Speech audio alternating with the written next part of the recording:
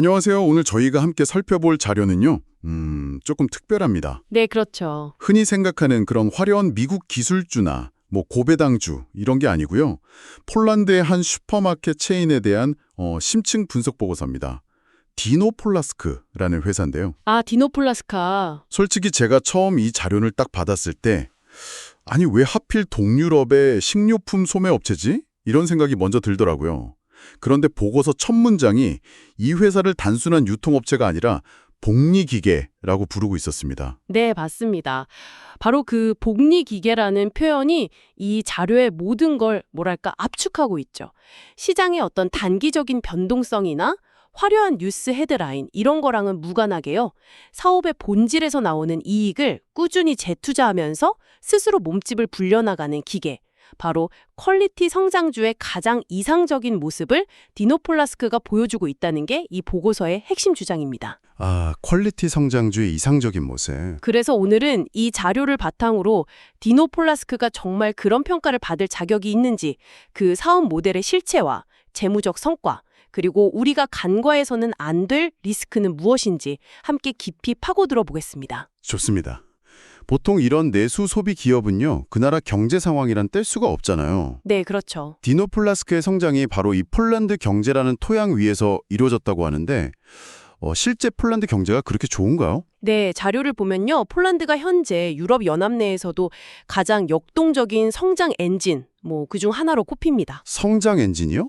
2026년 실제 GDP 성장률 전망치가 무려 3.5%에서 3.7%에 달하는데 이건 유로존 평균을 크게 웃도는 수치거든요. 와, 3.5% 이상이요? 네, 특히 EU 기금 유입이라던가 민간 소비 증가가 성장을 이끌고 있어서 디노 같은 내수 소비 기업에게는 아주 우호적인 환경이죠. 아, 민간 소비가 늘어난다는 건 결국 사람들이 지갑을 더 연다는 뜻이군요.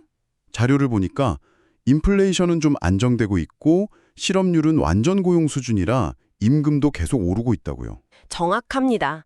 근데 여기에 아주 흥미로운 변수가 하나 더 있습니다. 변수요? 2026년 1월부터 최저임금이 또 인상될 예정인데 이게 디노에게는 양날의 검으로 작용할 수 있거든요. 아, 인건비가 오르니까 기업 입장에서는 당연히 비용 부담이라는 리스크가 커지겠네요. 근데 이게 왜 기회가 될 수도 있는 거죠? 디노의 주력 고객층을 생각해보면 답이 나옵니다. 디노 매장들이 주로 중소도시나 농촌 지역에 있거든요. 아, 그렇군요. 최저임금 인상은 바로 이 지역 주민들의 가처분 소득을 직접적으로 늘려주는 효과가 있습니다.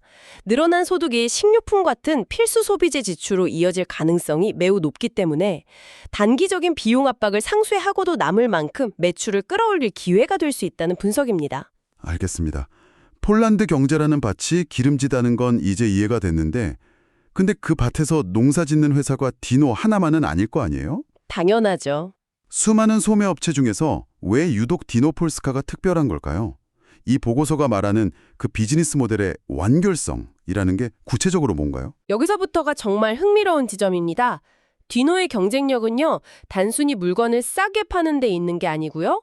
서로 맞물려 돌아가는 4개의 톱니바퀴, 이 완벽한 결합에서 나옵니다. 4개의 톱니바퀴요? 첫 번째 톱니바퀴는 표준화된 근접 슈퍼마켓 전략입니다. 근접 슈퍼마켓이요?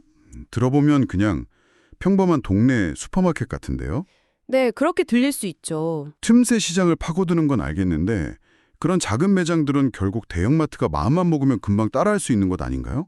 뭔가 다른 방어막이 더 있을 것 같은데요? 아주 날카로운 지적이십니다. 맞습니다. 단순히 작은 매장을 내는 것만으로는 해자가 될 수 없죠. 디노의 전략은 크지가 전부가 아닙니다. 모든 매장을 약 120평 규모로 딱 표준화해서요. 대형마트가 들어오기엔 시장이 너무 작고 또 일반 편의점이 취급하기엔 신선식품 수요가 높은 중소도시 및 농촌, 이 특정 지역만 집요하게 파고듭니다. 아, 딱 그 애매한 시장을 노리는 거군요. 네, 주말에 차 끌고 가서 대량 구매하는 고객이 아니라 주중에 걸어서 신선한 고기나 채소를 자주 사는 수요, 이걸 독점적으로 흡수하는 거죠.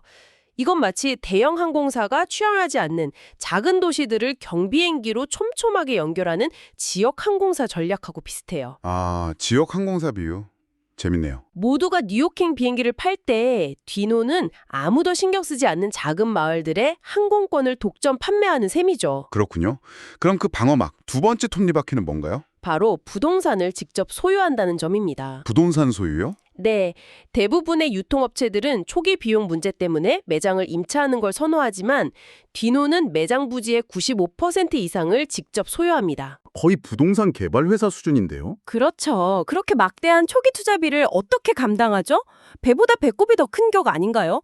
그럴 돈으로 차라리 물류센터나 IT 시스템에 투자하는 게 더 효율적일 것 같은데? 바로 그 지점이 복리기계의 엔진오일 같은 역할을 하는 겁니다.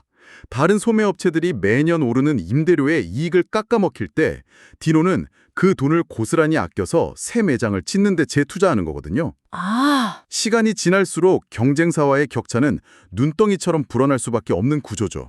심지어 크럿 인베스트라는 자체 건설 자회사를 통해서 부지 선정부터 건설까지 직접 다 합니다. 자체 건설 자회사까지요? 네. 덕분에 매장 건설 속도도 빠르고 비용까지 완벽하게 통제할 수 있는 거고요.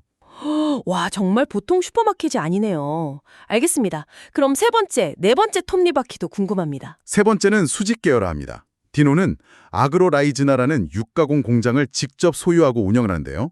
전체 매출의 약 40%를 차지하는 신선육을 여기서 자체 생산해서 공급합니다. 매일 아침 공장에서 나온 신선한 고기가 진열된다면 고객 입장에선 당연히 좋겠죠. 근데 기업 입장에서 보면 이것도 굳이 직접 해야 하나 싶거든요. 잘하는 외부 업체에 맡기는 게 더 효율적일 수도 있잖아요. 그럴 수도 있습니다. 하지만 디노에게 이 육가공 공장은 단순한 공급처가 아니라 전략적 무기입니다. 전력적 무기요? 첫째, 고객을 끌어들이는 가장 강력한 미끼 상품인 신선육의 품질을 완벽하게 통제할 수 있고요. 둘째, 중간 유통 마진을 모두 없애버리니까 압도적인 원가 경쟁력을 확보하게 됩니다. 이게 나중에 설명할 가격 전쟁에서 승리하는 비결 중 하나가 되죠. 아하. 마지막 네 번째는 자체 물류 네트워크와 에너지 효율화입니다. 특히 전체 매장의 90% 이상의 태양광 패널을 설치해서 에너지 비용을 획기적으로 절감하고 있다는 점은 주목할 만합니다. 2025년 1분기부터 3분기까지만 해도 약 92기가와트시의 전력을 자체 생산했다고 해요. 들어볼수록 정말 치밀하게 설계된 사업 모델이라는 생각이 드네요. 이론적으로는 완벽해 보이는데 그럼 실제 숫자는 어떻습니까? 이 전략이 성공적이라는 걸 재무 성과가 증명하고 있나요? 네, 숫자는 매우 인상적입니다. 지난 10년간 매출이 무려 14배나 성장했습니다. 14배요? 10년이요? 아니 이렇게 급성장하면 보통 어딘가 무리가 따르기 마련이잖아요. 네, 그렇죠. 그렇게 급하게 확장하다 보면 관리 부실이나 품질 저하 같은 문제가 터지는 경우가 많지 않습니까? 이 보고서에서는 그런 성장통에 대한 언급은 없나요? 좋은 질문입니다.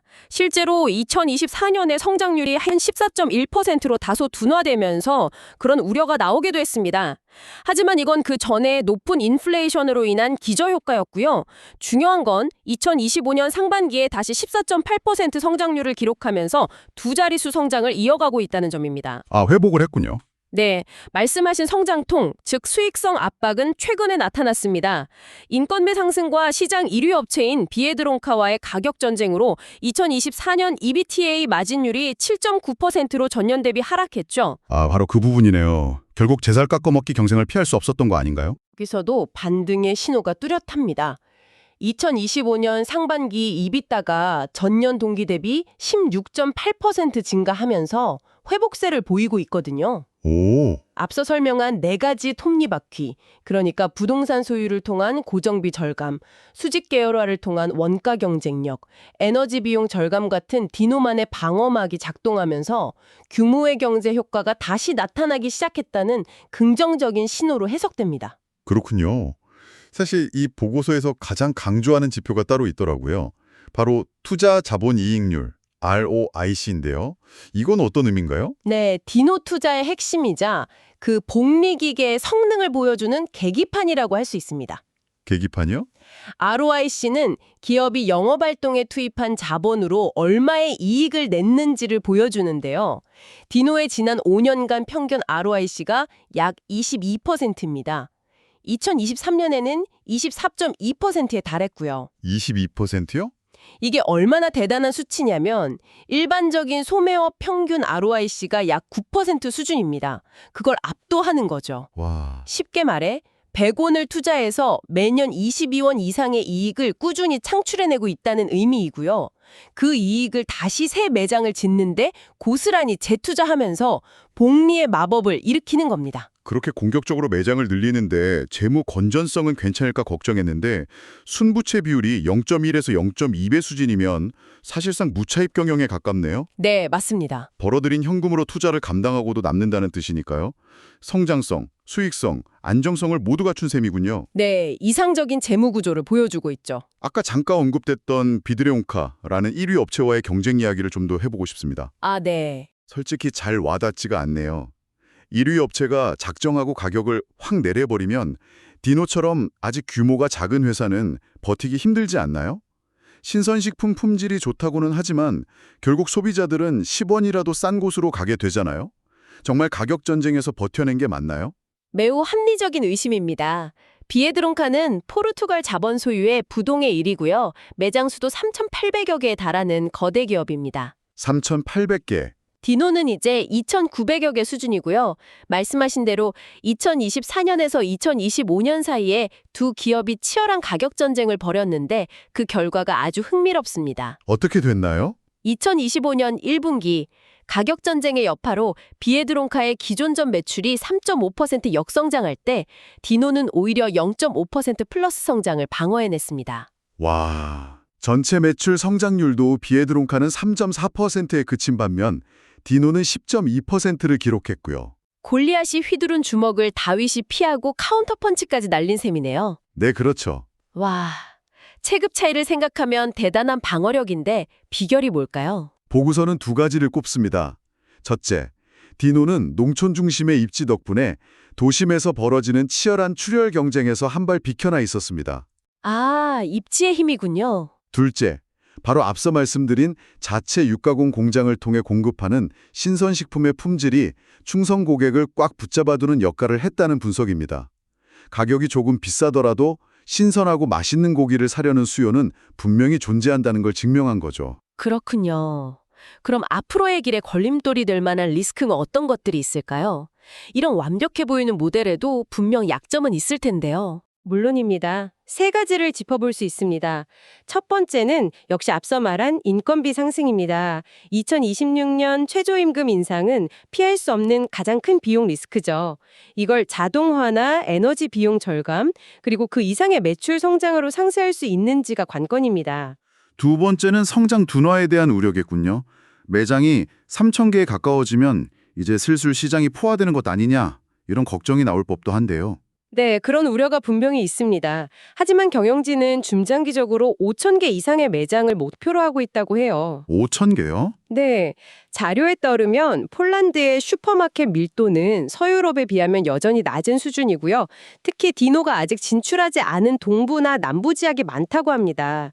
그래서 향후 5년에서 7년 정도는 충분히 성장이 가능할 것으로 보고서는 전망합니다. 그렇군요. 마지막 세 번째 리스크는 저희 같은 해외 투자자에게 해당되는 환율 리스크입니다. 폴란드 통화인 주오티의 가치가 원화 대비 하락하면 주가가 올라도 환차손이 발생할 수 있다는 점, 이건 항상 염두에 두어야 합니다. 자, 그럼 이제 실질적인 질문을 드려야겠습니다. 이렇게 매력적인데 정작 투자 접근성이 떨어진다는 게 가장 큰 허들이겠네요. 한국에서 폴란드 주식을 사는 게 가능한가요? 네, 그게 현실입니다. 가능은 하지만 미국 주식처럼 앱으로 쉽게 살 수 있는 게 아니고요. 일부 증권사를 통해서 전화로 주문해야 하는 번거로움이 있죠. MTS로 클릭 몇 번에 되는 게 아닙니다. 전화로요? 와, 굉장히 아날로그 방식이네요. 과정도 복잡할 것 같습니다. 원화를 폴란드 통화인 주오티로 환전하고 한국 시간으로 폴란드 증시가 열리는 오후 5시 이후에 해외 주식 데스크에 직접 전화해서 주문해야 합니다. 당연히 오프라인 주문이라 수수료도 비싸고 왕복하면 한 1.5에서 2% 수준이고요. 실시간 시세가 제공되지 않는 경우도 많습니다. 그래서 이 보고서도 단기적인 시각보다는 이런 불편함을 감수하고서라도 장기적으로 동행할 투자자에게 적합하다고 강조하는 겁니다. 정리부면 디노폴스카는 화려하진 않지만 폴란드라는 성장하는 경제 뿌리 위에서 부동산 소유와 수직 계열화라는 강력하고 독점적인 혜자를 바탕으로 조용하지만 확실하게 현금을 창출해내는 기업이네요. 맞습니다. 그래서 이 보고서는 디노를 장기적인 안목으로 우량주에 투자하고 포트폴리오를 다변화하고 싶은 투자자에게 적합하다고 결론 내리고 있습니다. 실제로 애널리스트들의 평균 목표 주가도 현재보다 약 20% 이상 높은 수준을 제시하고 있고요. 오늘 이 분석을 들으시면서 여러분은 어떤 생각을 하셨나요? 이 보고서의 마지막 문구가 참 인상 깊습니다. 망설이는 사이에도 디노는 매일 아침 새로운 매장에 문을 열고 있습니다. 네, 그렇죠. 어쩌면 가장 큰 수익은 모두가 주목하는 화려한 곳이 아니라 이렇게 모두가 주목하지 않을 때 묵묵히 자신의 길을 가는 비즈니스와 동행하는 용기에서 시작되는 건 아닐까요? 우리 주변의 일상 속에서 어쩌면 조금은 불편하고 귀찮아 보이지만 조용히 성장하고 있는 또 다른 디노는 무엇일지 한번 생각해 보시는 것도 흥미로울 것 같습니다.